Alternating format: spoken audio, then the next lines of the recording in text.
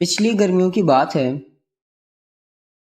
کہ میرے پاس کافی ساری سفید فاختہ موجود تھی جنہیں میں نے چھت پر ایک بڑے کمرے نما پنجرے میں رکھا ہوا تھا۔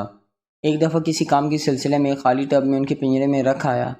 یہ ایک رات کی بات ہے جب میرے دل میں بار بار یہ خیال آیا کہ بہت دن ہوئے فاختہوں کا برتا نوٹ نہیں کیا، جا کر دیکھ کر آؤں کہ وہ کیسی ہیں۔ ان کے پنجرے کے سامنے کرسی رکھ کر بیٹھ گیا اور ان کا ایک جگہ سے اڑ کر دوسری جگہ بیٹھنا نوٹ کرتا رہا۔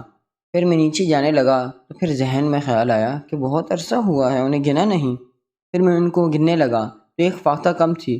میں نے 10ویں بار گنا لیکن ایک فاختہ کم تھی۔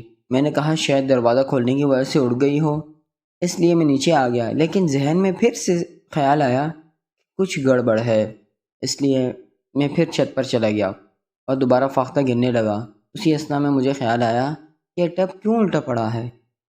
میں نے ٹب سیدھا کیا تو ایک فاختہ اس کے نیچے موجود تھی جو نہ جانے کب سے گرمی میں اس ٹب کے نیچے قید ہو گئی۔